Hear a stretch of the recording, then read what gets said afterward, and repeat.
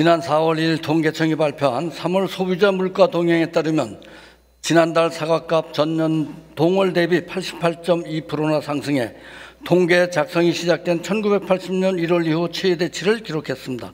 사과를 비롯한 과일 가격 상승에 대해 기후변화, 농지 부족 등과 함께 도매법인 중심의 유통구조 문제가 원인이 손꼽히고 있습니다. 서울 가락시장은 우리나라 농산물 가격의 기준이 되는 곳입니다. 전국 32개 공영 도매시장에서 거래되는 총 물량의 40%가 가락시장에서 거래되고 있을 정도로 가락시장이 국내 농산물 가격 형성에 미치는 영향은 매우 높습니다. 때문에 가락시장에서 얼마나 공정하게 가격이 결정되느냐 하는 것은 전국의 생산자들과 소비자들에게 있어 매우 중요한 문제일 것입니다. 공영 도매시장인 가락시장에서 사과 등 농산물의 가격이 결정되는 방식은 도매법인 중심의 경매입니다. 생산자가 맡긴 수확물을 도매시장 법인이 경매에 붙여 중도매인에게 넘기고 낙찰가의 4 내지 7%의 수수료를 받고 있습니다. 경매 방식은 가격 후려치기 방지를 통해 공정한 시장 가격 형성이 가능하다는 이유로 도입되었지만 이론과는 달리 현실에서는 경매의 공정성에 대한 시비가 끊이지 않고 있습니다.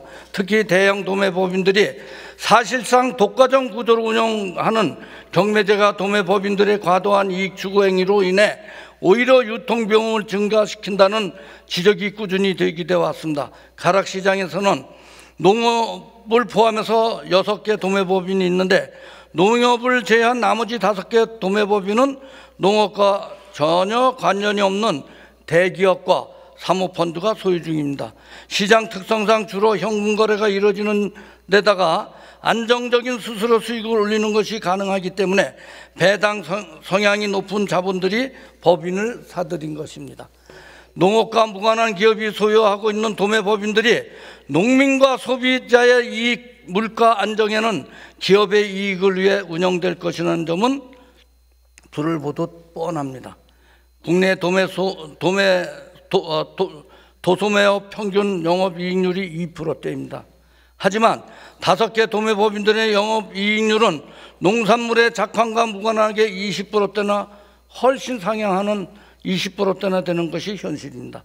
지난 2018년 공정거래위원회는 5개 도매법인이 출하자로부터 지급받는 수수료와 중도매인에게 지급하는 판매 장려금을 단합한 행위로 적발하고 시정명령과 함께 총 116억 원의 과징금을 부과하기도 했습니다.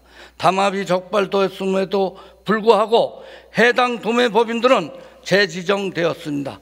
도매법인들의 지정 유효기간은 있지만 재지정 기준이 없어 가락시장 개설 당시 지정된 5개 도매법인은 현재까지 단 한 차례도 교체된 적이 없이 수십 년간 재지정되었습니다.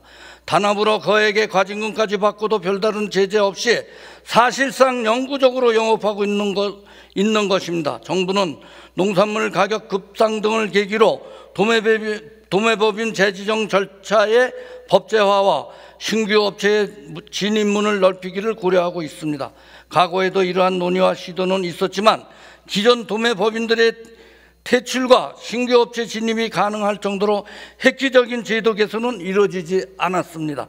법과 제도의 허점을 이용해 막대한 이익만을 추구하고 공익적 역할과 사회적 환원에는 소홀한 도매법인의 도덕적 해를 막고 적절히 규제할 수 있는 방안이 필요할 것입니다. 가락시장의 개설자인 서울시와 서울시로부터 관리를 위임받은 서울농수산식품공사는 정부와 함께 도매법인 규제 방안은 물론 경매제의 폐해를 개선할 수 있는 시장 도매인제 도입 등 생산자와 소비자가 최적의 가격에 농산물을 사고 팔 수 있는 제도 마련을 위해 보다 적극적으로 노력해 주실 것을 부탁드리며 또한 시장의 자유경쟁과 시장 활성화, 생산자와 소비자를 보호하기 위해서라도 특수법인의 품목해제가 30년씩 묶어 있는데 이 품목해제 해제해야 됩니다.